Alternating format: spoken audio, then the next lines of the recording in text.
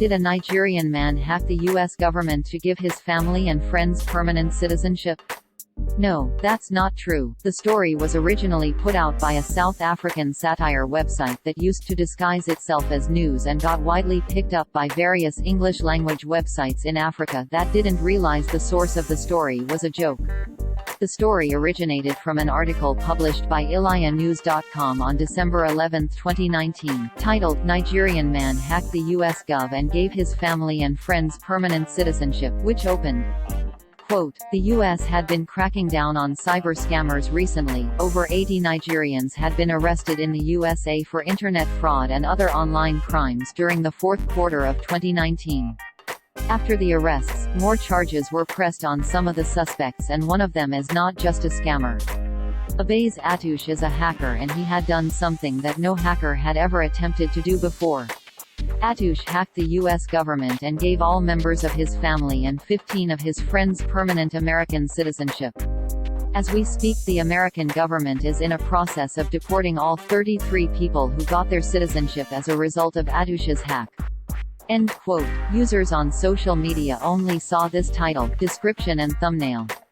Quote, "Nigerian man hacked the U.S. Gov and gave his family and friends permanent citizenship." The U.S. had been cracking down on cyber scammers recently. Over 80 Nigerians had been arrested in the USA for internet fraud and other online crimes during the fourth quarter of 2019. After the arrest. End quote. Under the header of the ilianews.com site, there is disclaimer that reads, "Newsparody warvan jy who." In Afrikaans this means, news parody you like, and Ilia means, a joke, in Zulu. The Facebook page associated with the site has quite the big disclaimer at the top of the page as well.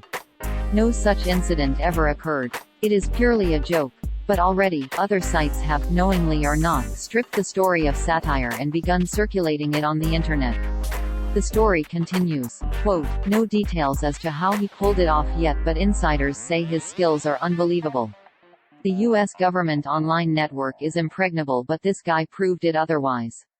If he was not arrested, I don't think there was ever going to be an investigation on how his family members got their citizenship." Abbas Atouche is only 29 and the hacking started 5 years ago when he was only 24 years old.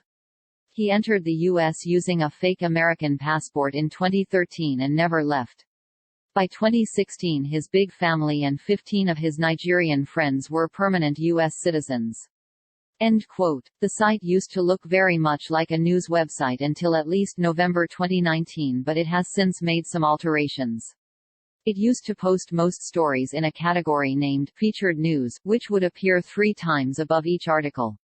That has now been changed to just Featured. The name of the site in the header also used to be Ilia News before it got changed to NPAS. However, the site still misleads many people by having a domain name with news in it and by not being more clear about the fictional nature of its content.